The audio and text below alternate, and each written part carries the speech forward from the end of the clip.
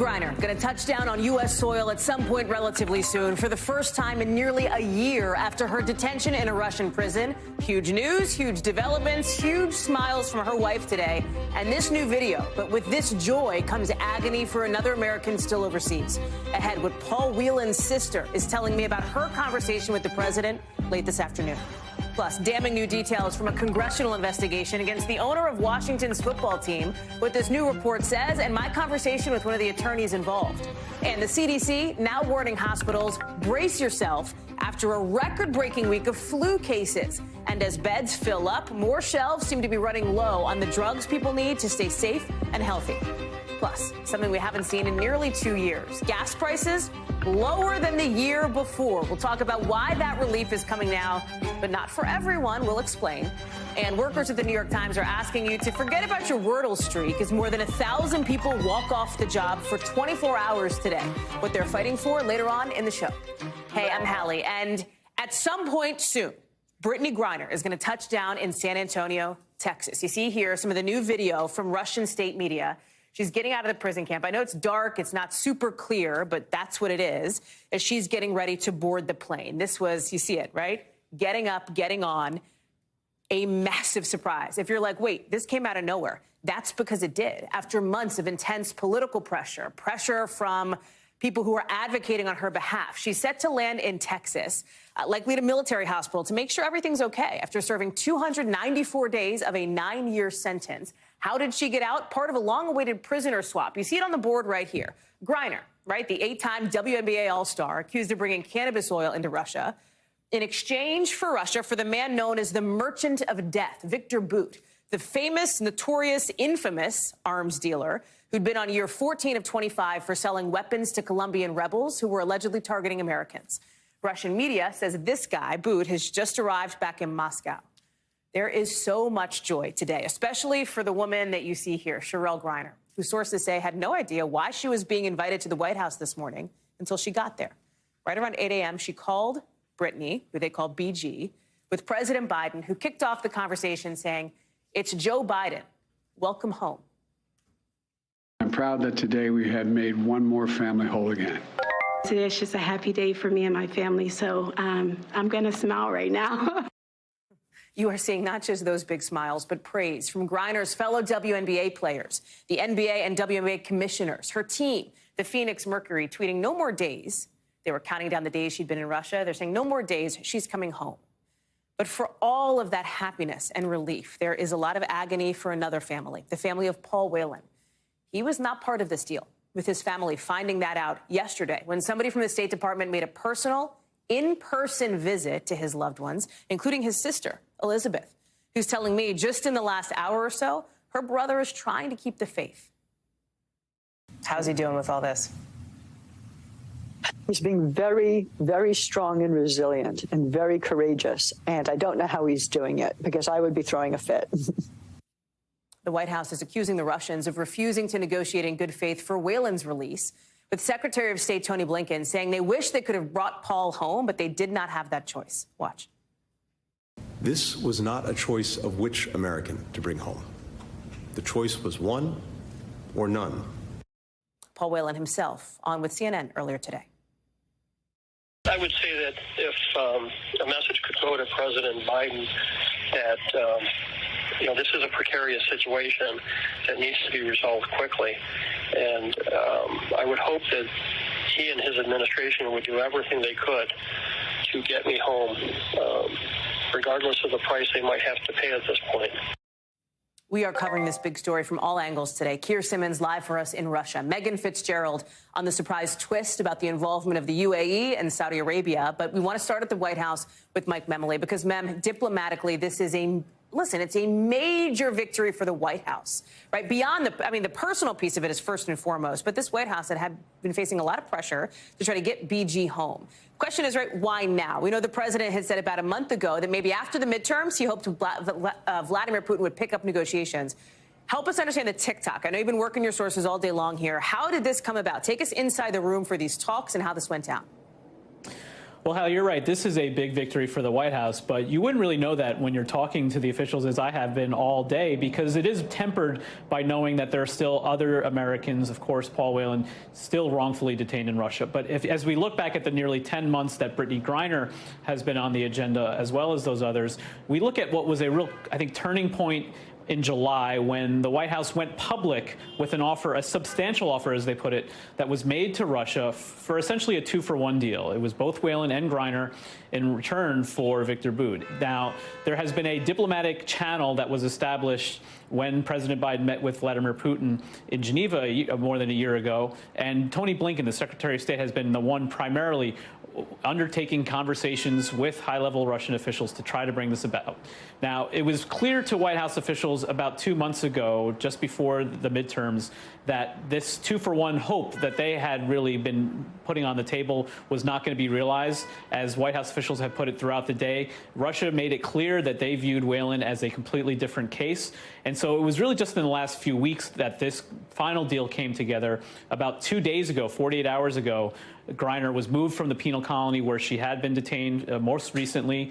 She did arrive on the ground in UAE, and that was when that, you have to imagine, incredible phone call that happened. Yeah. President Biden being the first voice she heard, but then Cheryl Griner, who, as you said, showed up at the White House not realizing her first destination would be the Oval Office and that she would get to talk to her wife after nearly 10 months, happened and ended on a good note, but the White House knows so much more work to be done.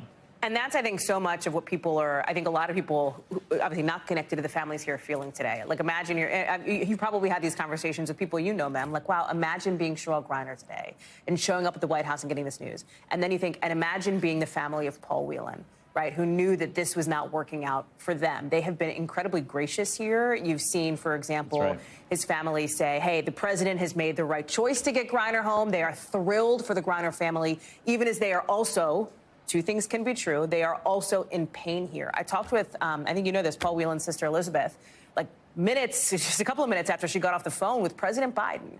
I asked her to talk to me about that conversation and about the timeline here. Watch. Did President Biden give you any sense of timeline for when Paul might be able to get home? No, I mean, unfortunately, once an American has been wrongfully detained, the timeline is up to whatever that foreign country, that hostile foreign nation is doing. I wish there was a timeline. I wish I knew when Paul would be home. She also told me that maybe something different other than a prisoner swap needs to happen to try to get Paul home. What are even the options here?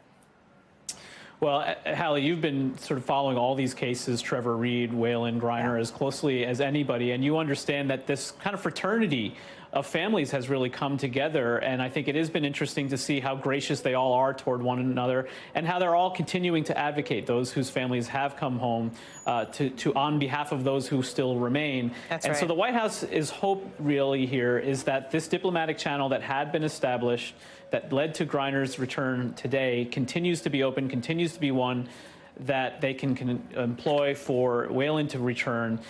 As I've been talking to officials, there is a sense, though, that the window of opportunity is not particularly wide. They want to continue the momentum that they have now, whether there's additional prisoners that might be exchanged. The White House saying categorically there were no terms of this particular deal that haven't already been disclosed that might be, other non-individual related concessions that could be made from either side.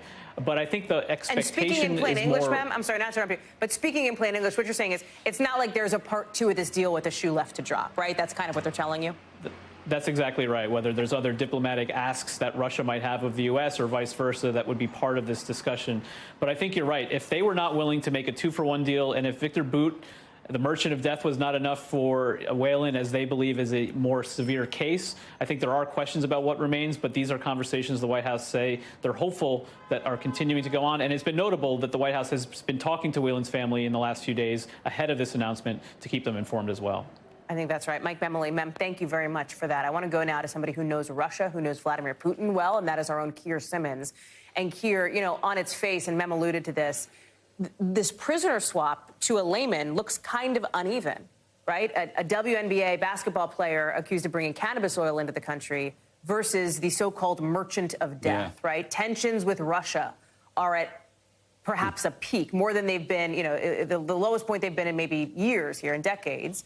So help us understand Viktor Bout, why the Russians wanted him back so badly. Because tonight, I understand, as we were coming in the air, we're getting new information about him and about some federal court filings here in the U.S.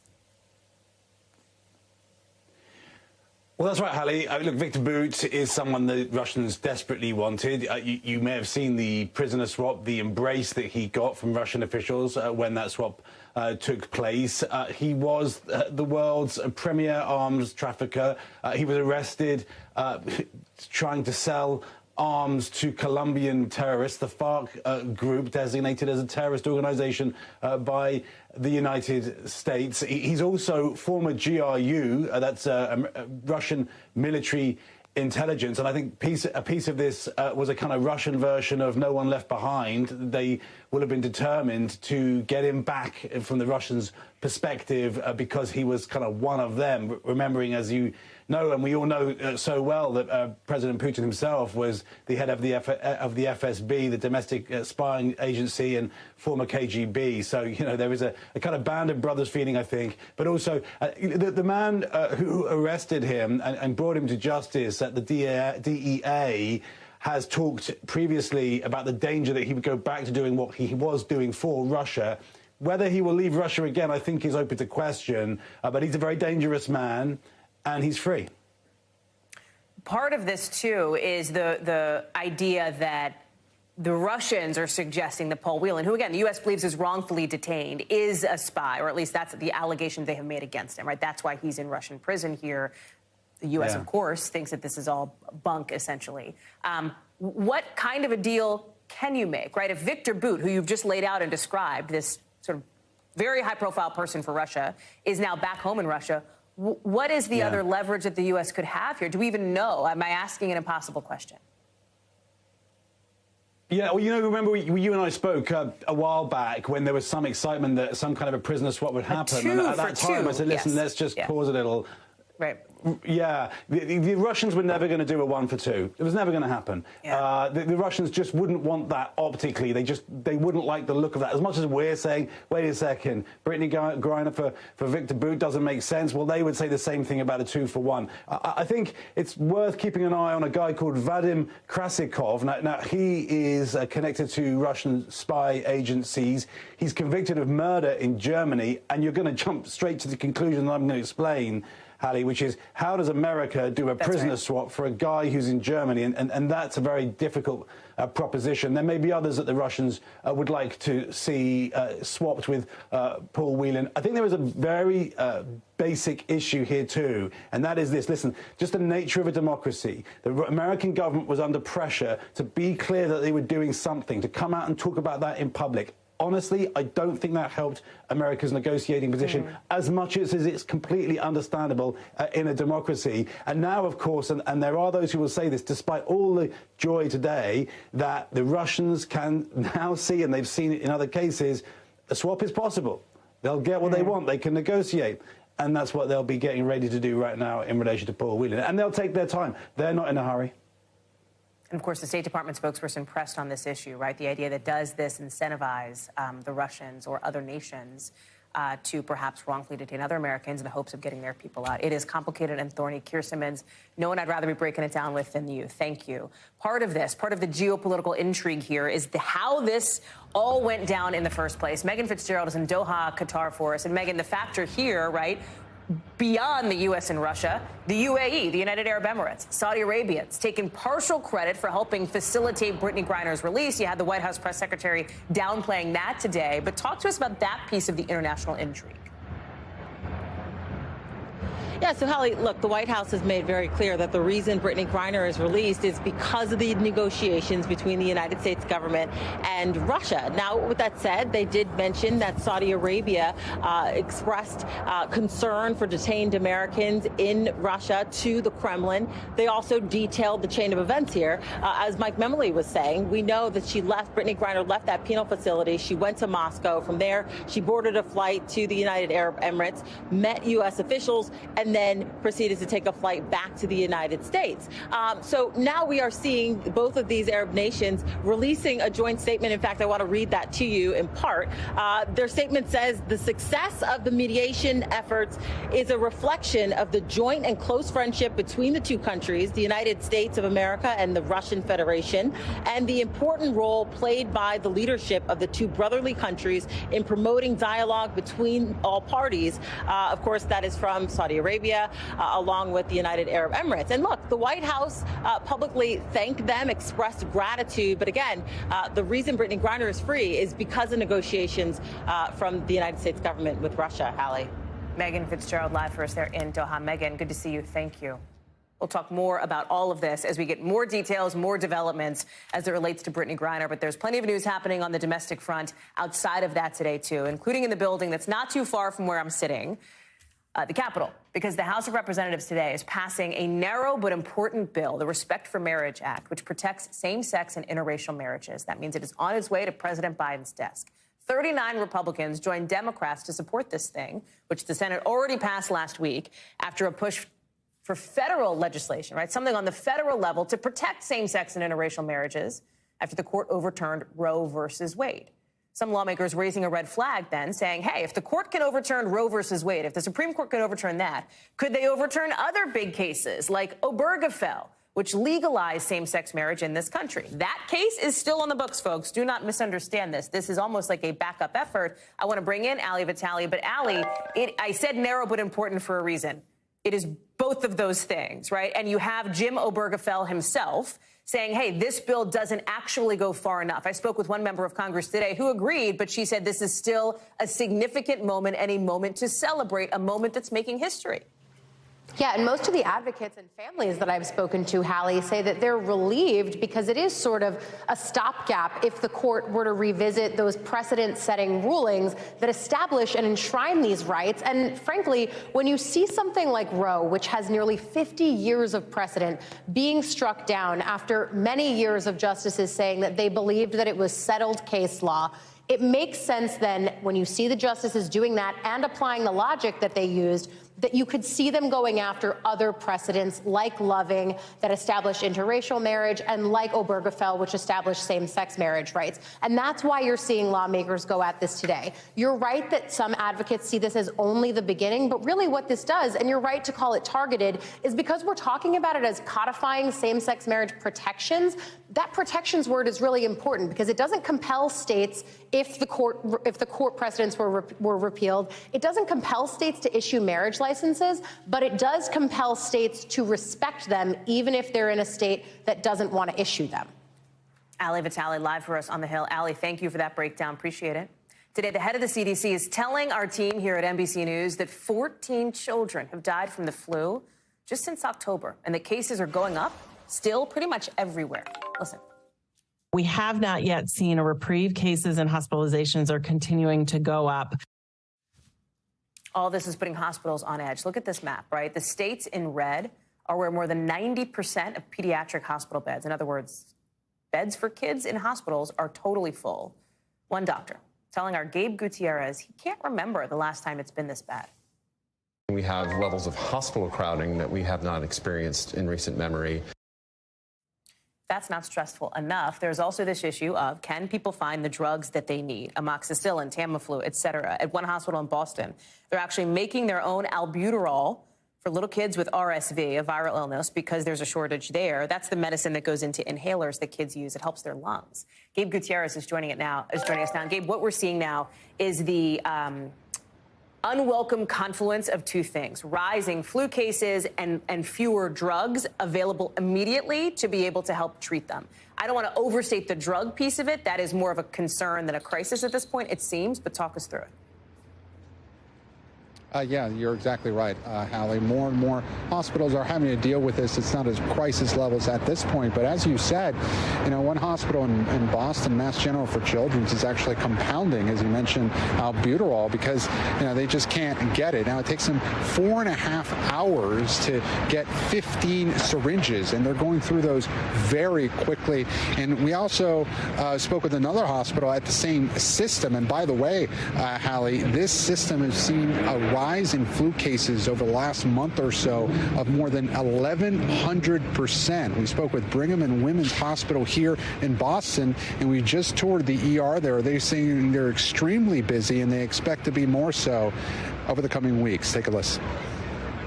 We're seeing a spike in flu cases that follows the Thanksgiving holiday. We expect even more flu and other respiratory virus cases to be coming through our doors at a time when our capacity is very challenged. So at this point, Hallie, as you said, it's the confluence of those three factors, COVID, RSV, and the flu. At this point, though, we are seeing the higher flu cases. RSV seems to be leveling off in some places, including here in Boston, but there is that concern. The flu cases keep going up. If they do over the next coming weeks, some of these hospitals are going to be stretched thin, Hallie. You're talking not just to doctors, Gabe, but to parents, too. Parents of kids who are in the hospital because of some of these respiratory viruses. I mean, it's the nightmare for them. Yeah, and look, the CDC director this week, sounding the alarm, urging people to get their flu shot. Just a quarter of adults in this country and 40% of children have received the flu shot so far this year. And for many of these kids, going back to school after Thanksgiving, they're having to deal with these increased cases of flu. And as we've been reporting, it's been such an issue this year in particular because, many of these kids weren't exposed to these viruses over the last several years of COVID. So we spoke with one patient, actually, who's in the ER right now. He's been here for 2 days. He says that, he never expected to get this sick, and it's just the flu, but he didn't get his flu shots. He's urging people to do so. Again, public health officials saying that this is going to be increasing over the next couple of weeks, and the CDC director saying at this point that 78,000 flu hospitalizations so far this season. That is extremely high for this time now.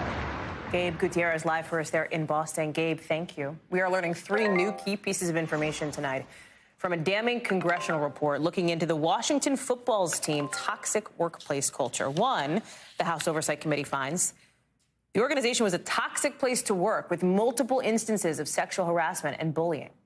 2, the team's owner, Dan Snyder, they say knew about it and participated in it, and also interfered with the committee's investigation and a separate internal investigation, tried to block some of these findings. And 3, they say the NFL misled the public about the handling of that internal investigation and still, in their words, minimizes workplace misconduct across the league. It is just a shot across the bow at both the NFL and the Commanders.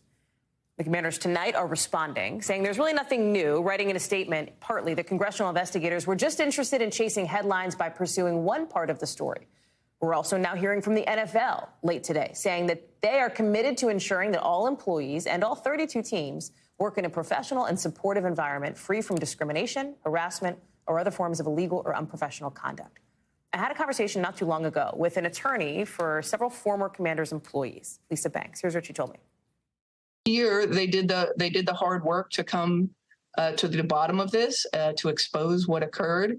And have crafted legislation that will limit the abuse of NDAs in the workplace. I want to bring in now our congressional correspondent, Ryan Nobles. Ryan, this new report that is out now is the culmination of a year's worth of work from this committee, looking at, interviews, roundtables. They brought in the commissioner of the NFL, to talk to them about this. Walk us through the key findings here beyond what we've just laid out. Well, I think, Hallie, more than anything, this confirms what a lot of people had assumed what was going on inside the Washington Commanders organization. But perhaps one of the most revealing things that came out of this report is how much blame the committee lays at the feet of the National Football League, that they've not done enough to intervene with this problem, to hold specifically Dan Snyder, the owner of the Commanders, accountable, and that despite repeated opportunities to do so, they just chose to kind of look the other way. And it also gives a deep dive into just how much Dan Snyder did to stand in the way of not only the internal investigation that took place within the Commanders organization, but also the investigation that the congressional investigators were also taking part in.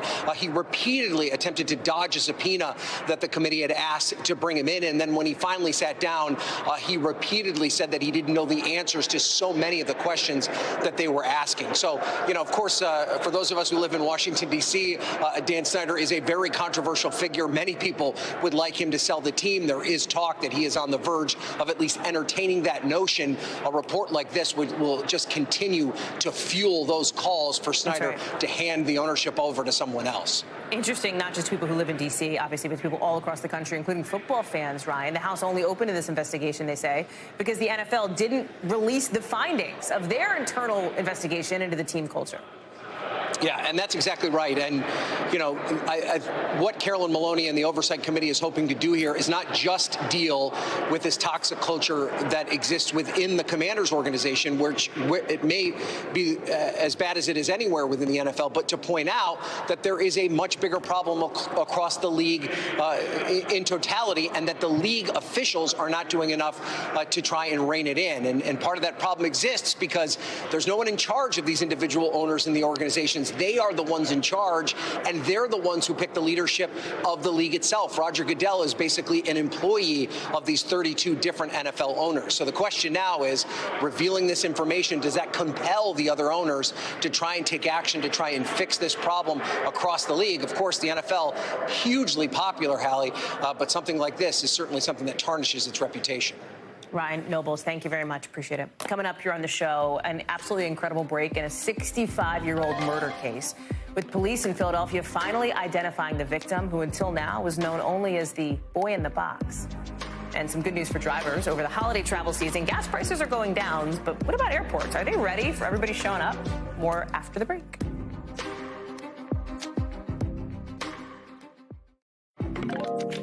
Philadelphia police today identifying a boy who was found dead 65 years ago, known only as the boy in the box until now. Now, police say his name was Joseph Augustus Zarelli. He was found in 1957, wrapped in a blanket inside a carton. And for investigators, figuring out who he is could bring them one step closer to determining who may have killed him. This announcement only closes one chapter in this little boy's story, while opening up a new one. This is still an active homicide investigation. Active even after all these years.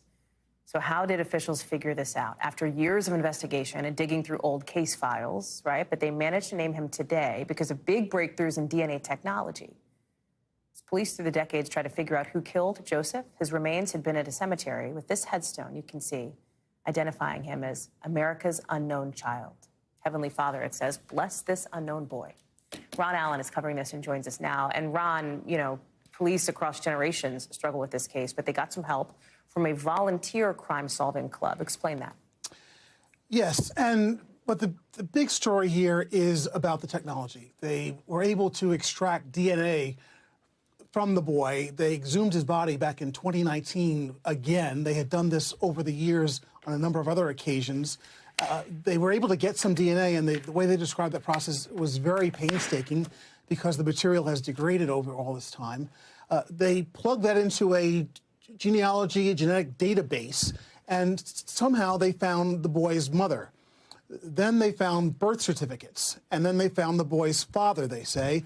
They determined that he has a number of siblings, that he is from West Philadelphia. They wouldn't say a lot about the family, though, and they were asked a lot of questions about it. They're trying to protect the family's privacy. But there's also this nagging question in the background of whether the family was involved. His parents are both deceased, whether they were involved in his disappearance and murder. There was never a police report, a missing persons report filed back in the 1950s when this happened, which is one thing that's rather suspicious. So the big breakthrough is that they were able to find this individual's name. For 65 years, literally hundreds of police investigators have been trying to figure out who this little boy was. It was a horrible death. He was beaten. He was naked, wrapped in a blanket by the side of a road in a wooded part of Philadelphia at the time. So a horrible, horrible death and a horrible situation. So they have made some progress, but they still have a long way to go to determine who is responsible for this.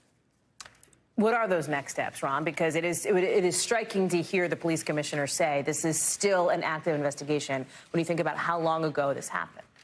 Yes, and when you think about how many other murders there have been in places like Philadelphia, one person at the press conference asked, so why are you focusing on this 65-year-old case, although tragic, when there are murders happening every day that are unsolved? And the police commissioner defended this, saying this was historic, this was important. They hope to use the technology to solve other cold cases going forward. So there was that. And she said they solved 50% of the murder cases, which is not a very high rate. But to your question, the police now are hoping that all this attention will jar someone's memory. They said someone who's perhaps in their 70s or 80s who remembers something from that time. Because, again, we're talking about 65 years ago, so most of the people who would have been directly involved in this are long since passed. So they're hoping that they get tips from the community and something comes up that puts something together, a link of some sort, because now they have a name, they have a body, they know the family, and they're going to question them as well, and perhaps they'll make some progress. Ron Allen, thank you so much for bringing us that story. Appreciate it. Let's get you over to the 5 things our team thinks you should know about tonight. Number 1, Iran says it executed a person who was arrested over protests that remain very much a part of the dynamics in that country. It's the first known death penalty carried out because of the demonstrations there. Activists and some Western governments are worried this may only be the first of many executions. At least 10 other people have been sentenced to death in relation to protests so far. Number 2, U.S. citizen Anne Secoulis was sentenced today for killing British teenager Harry Dunn in a traffic accident back in 2019. A British judge gave her an 8-month suspended prison sentence, basically meaning no prison time. She was not actually in the UK for the sentencing. Secoulis and her intelligence officer husband went back to America after the crash. The U.S. government invoked diplomatic immunity on her behalf and would not extradite her. That created tension between Washington and London for years. In a victim impact statement, Dunn's mother said her son's death haunts her every minute of every day. Number 3, some of your money, some of your cash is going to look a little bit different starting next year. That's because the $1 and $5 bills will have 2 women's signatures on them for the first time. This is Janet Yellen checking out her autograph on the new money. U.S. Treasury Chief Lynn Malerba is the other. You can see this unveiled today. Significant moment, breaking the glass ceiling, at least in this regard. Number 4, the end of an era for The Daily Show. Trevor Noah tonight will host his final episode. After 7 years on the show, we don't know who's going to step in to fill Trevor Noah's shoes, but we do know that a whole bunch of celeb guest hosts will rotate. Al Franken, Leslie Jones, Sarah Silverman, etc. Number 5, today the northern tip of Greenland is an Arctic desert, but 2 million years ago, there were apparently trees and plants and a lot of animals. How do scientists know that? From the oldest known DNA taken from soil samples. They used it to figure out what life was like there way back when. One big surprise, they found DNA from a mastodon. They're extinct. They kind of look like a mix between an elephant and a mammoth. Coming up. It's just a penny, but it's a pretty big penny. Gas prices, 1 cent less per gallon than they were a year ago today. They might get even lower. We'll talk about it and why next.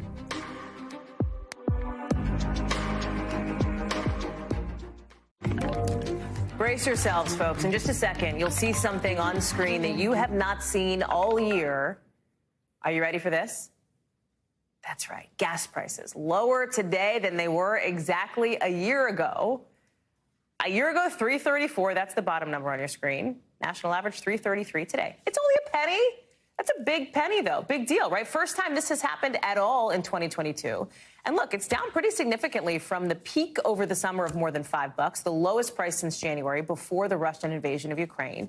And it could get even better soon, with one expert saying we may see gas drop below $3 a gallon sometime in the next 55 days, hitting its lowest point. Brian Chung is joining us now. And Brian, seems like there's a couple of big reasons for this right now. First, lower demand. It is winter.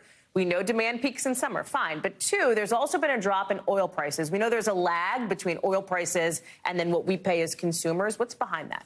Yeah, well, and without getting into the nuances of supply and demand 101, essentially what we're seeing here is that the demand for oil, and we've seen crude oil prices in terms of how much it costs per barrel fall over the past few days. A lot of that is because of China and then also what's happening with supply cuts coming out of OPEC+. So on the China side of things, look, they're the world's second largest economy, and they're still suffering from those lockdowns, even though it seems like maybe there's some optimism that they could let up a little bit on the zero COVID policy. But for right now, the world's second largest economy is not demanding a lot of oil, so there's not a lot of pressure for prices to go up because of that. And then on the supply side, you recall that OPEC+, that cartel of oil producers, made a pretty big dramatic announcement to cut the production of oil in October. But they interestingly did not choose to further make cuts in their last meeting just a few weeks ago, which means that perhaps the supply level was a little bit higher than perhaps oil traders were expecting before that OPEC Plus meeting. So supply remaining pretty high overall, but demand going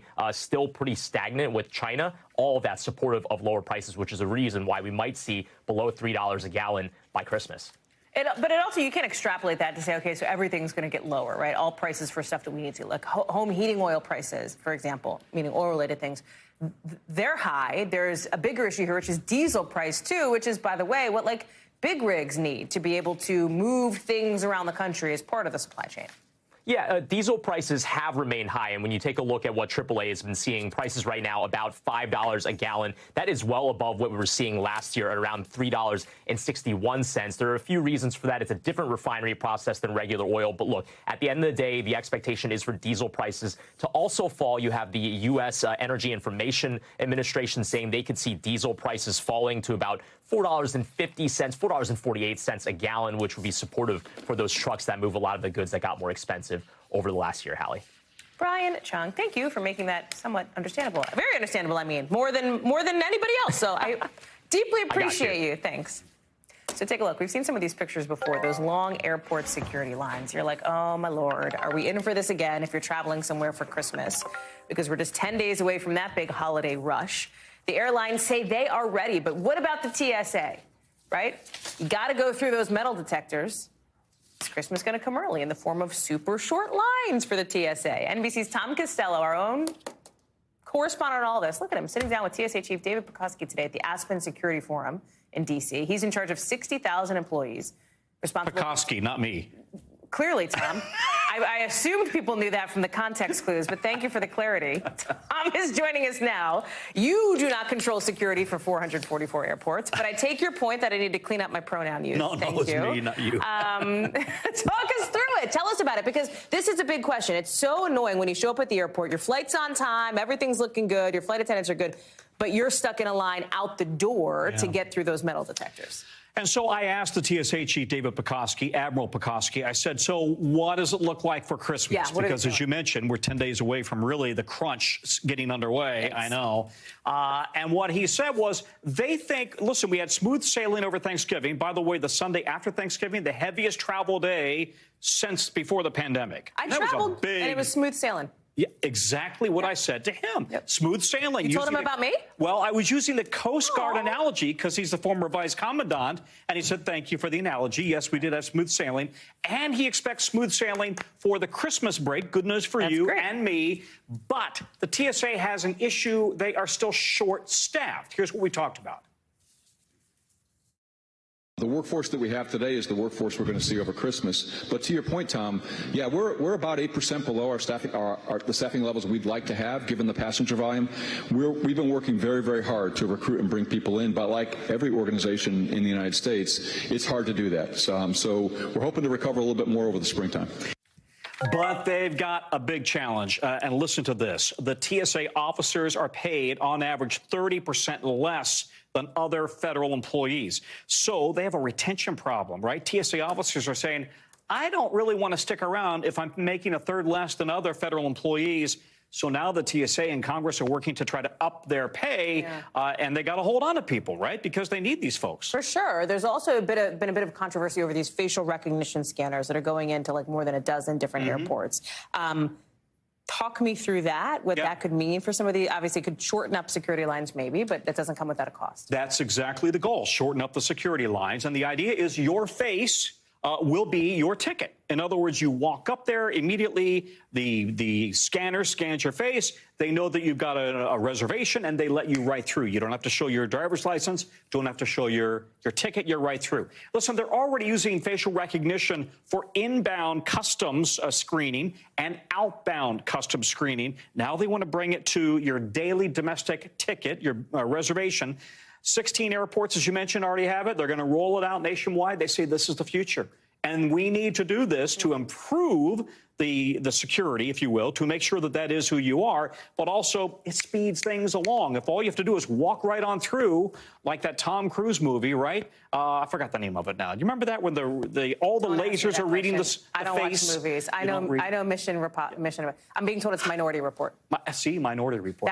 Thank you, Jill Belante, executive producer, because I don't watch movies. God bless. Tom Cruise / Costello, thank you for being with us. Appreciate you. All right. Thank you. Coming up here on the show, much more to get to, including news about singer Celine Dion. Have you heard about this? She's canceling part of her upcoming European tour because of a very rare disease. We're going to have the details. And a crazy story about a puppy who must be a great swimmer. Fell into the river in Manhattan.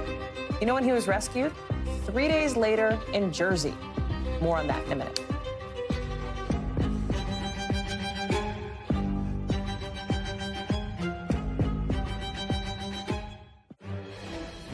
We've got some breaking news coming into us tonight with the Justice Department apparently asking a federal judge to hold lawyers for former President Trump in contempt. This is according to the Washington Post and CNN, who spoke with people familiar with the matter. Why is this happening, right? The DOJ says that Mr. Trump's team did not comply with the subpoena from May to give back all those documents marked as classified that the former president had in his possession. These are the documents at the heart of the Mar-a-Lago case. And all of this is coming not too long after new searches found classified documents at a separate location also, a storage facility, not Mar-a-Lago, somewhere else.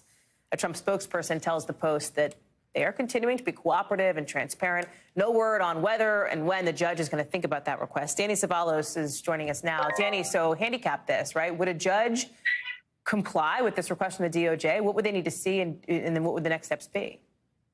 What I would need to see is the actual filing, but unfortunately it's currently under seal. So there must be information in there that one side doesn't want the rest of the world to see. But you can guess that if they're asking to hold the lawyers in contempt, it's probably something on the order of penalize them financially, hold them in contempt until they comply with the motion. That's really the basis of civil contempt. There are two kinds of contempt. There's criminal contempt, where you're punishing someone as if they were a criminal for contempt of court. But civil contempt is part of the court's inherent power. They use that to compel people like you and me and anybody else before them to do something. It's their crowbar to get the litigants, including the lawyers, to do something. So what I'd be interested to see is who exactly are they asking for contempt against? Is it the party? Is it Trump? Or more likely, is it the lawyers? And that appears to be what we might be looking at.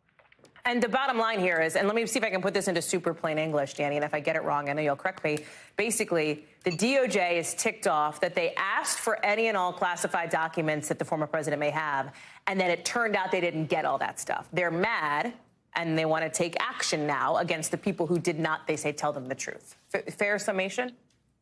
You boiled it down perfectly. I mean, that's kind of what contempt is. It's a very large tent.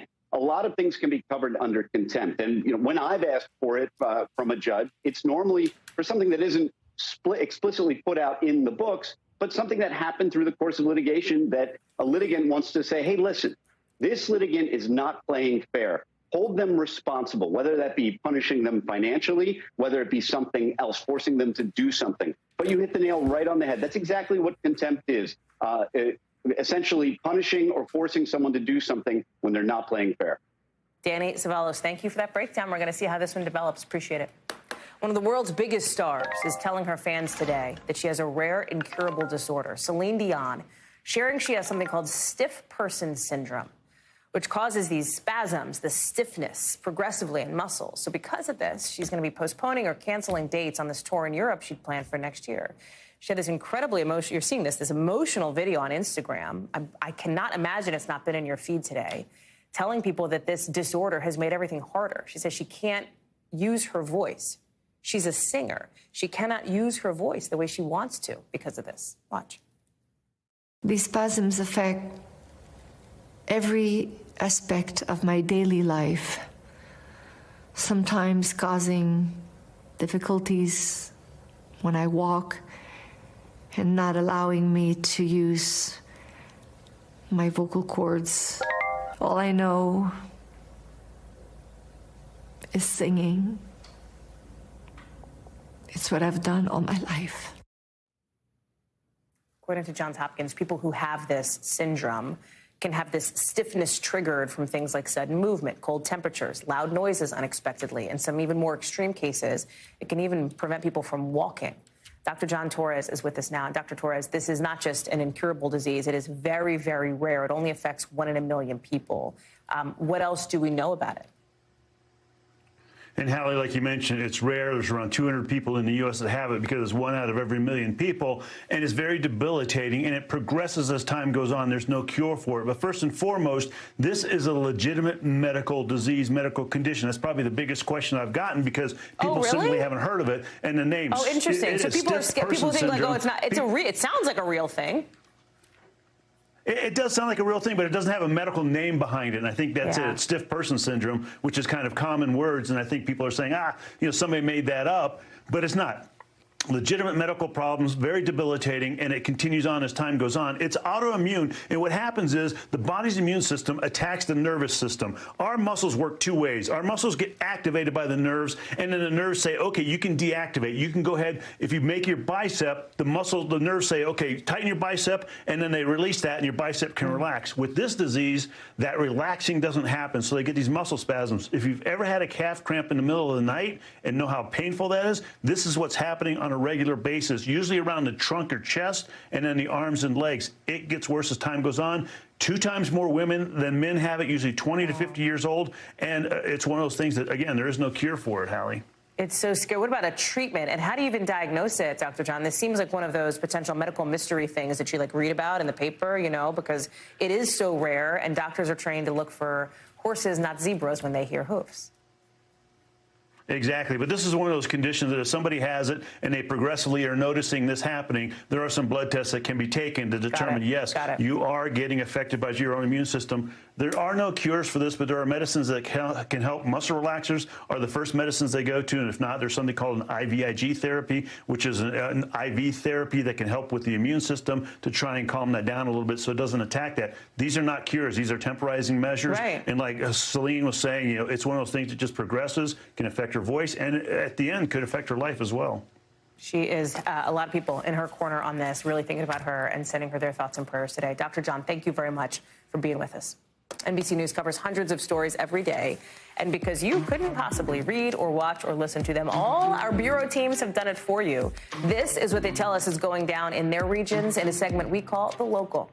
From our Western Bureau, police in Moscow, Idaho say they're looking for a white car that they think could be really important to their investigation into the murders of 4 students there. These are stock images, right? This is not the car, but it's similar to the car. We don't know. It's an older model Hyundai Elantra. We don't know the license plate or anything, but officials think a car just like it was near the student's house the morning the murders happened. And they think somebody inside the car may have some important information. Also from our West Coast Bureau, prosecutors say an LA-based rapper who bragged about defrauding a COVID relief program in one of his music videos was sentenced to prison now, 6 years. Fontrell Antonio Baines, who goes by Nuke Bizzle, prosecutors say he used stolen identities to steal more than $700,000 in COVID unemployment benefits. In a letter to the judge, Baines said he is remorseful for what he did. He also pled guilty to gun and drug charges. And from our Northeast Bureau, a puppy rescued from the New Jersey side of the Hudson River 3 days after slipping out of his collar in Manhattan and running into the water. This is Bear. Look at this babe. The owner just got him to be trained as a service dog for her son. Obviously, Bear disappeared over the weekend. She feared the worst, but earlier this week, firefighters in New Jersey spent about 5 hours saving Bear from under a pier, reunited him with his family. The New York Times coming to a virtual standstill today after more than 1,000 employees walked off the job in the paper's first big strike in something like 4 decades. It's a 24-hour walkout strike, basically, with employees represented by the News Guild Union. It's kind of like a union for journalists. They're upset because they haven't had a working contract in nearly 2 years. They want some big issues like more money because inflation is a thing, better health and retirement benefits, a better return to work policy. Negotiations went late into the night, overnight, last night, with the union tweeting this morning, today, that management walked away from the table with 5 hours to go. The Times spokesperson writing in a statement, in part, it is disappointing that the union members are taking such an extreme action when we are not at an impasse, meaning the negotiations they felt were ongoing. Joining us now is Dasha Burns. And Dasha, like you are well aware, as I am, and our viewers are, the news does not stop. We have seen that even today, right, in the case of Brittney Griner, et cetera. I think it's confusing for people because they hear, okay, employees walked off, But if you go on the New York, there are still bylines. There are still stories out there. How does that work? How does that help us understand that? Right. There are a couple of factors here. First of all, management has said that they did have a solid plan in place to keep putting out content. They were relying on international journalists, on journalists that were not in the union. The union also said that if you see some bylines of members who were striking today, it doesn't necessarily mean that they broke the picket line, that they worked today. It might mean that they prepared a story beforehand in order to have it published today. In fact, the Guild tweeted that members were being directed to work extra hours ahead of this strike in order to make sure that work gets done. They said to add insult to injury, the company announced they plan to dock pay for members who participate in the walkout. So a couple of approaches that the paper had in order to have a front page today, Hallie. So as far as what they want, right? They want, obviously, money is the biggest issue here, their pay, but there's benefits, there's other stuff. And I think broadening it beyond the New York Times, I think it's really important to talk about how you place this in the broader context of the union push that we have been seeing nationally, right? Because this isn't just about the Times. It's also, in some ways, about Starbucks and Kellogg's and, I guess, Amazon, right? Like this thing that we've seen, this moment that we've seen in this country when it comes to labor. Yeah, we've sort of seen a renaissance when it comes to labor and unions. This is something that a lot of folks' grandparents experienced in, striking in front of factories. And now it's at the likes of media and coffee shops, right? And this is an important moment for workers to really feel empowered and demand certain concessions from these companies. What we heard a lot today from union members was, look, at an institution like the New York Times that's so revered, that does make a profit, we shouldn't have to work a second job in order to make ends meet. Members we heard from today said, look, when the paper struggled during the pandemic, we had to share in their struggle. So when the paper is doing well, we deserve to share in that success. So they want a pretty different, they're making a pretty different argument for wage increases, for minimum salaries at the paper. There's also debate around remote work, right? The pandemic changed so many working habits, and there's some disagreement between the union and the company about what work should look like, how much flexibility employees should have. And at the end of the day, what we heard most is just they want their voices heard, and they want the company to acknowledge the value that they bring to the paper, that journalists at the end of the day are the ultimate asset for a company like the New York Times. Dasha Burns, thank you for that coverage where we follow and obviously how that unfolds as this goes on. Appreciate it. That does it for us for this hour. Wow, that was an hour. Flew by. We're going to have more for you here tomorrow. Same time, same place. We are glad, as always, to have you with us. Thanks for watching. Streaming. Coverage picks up right now.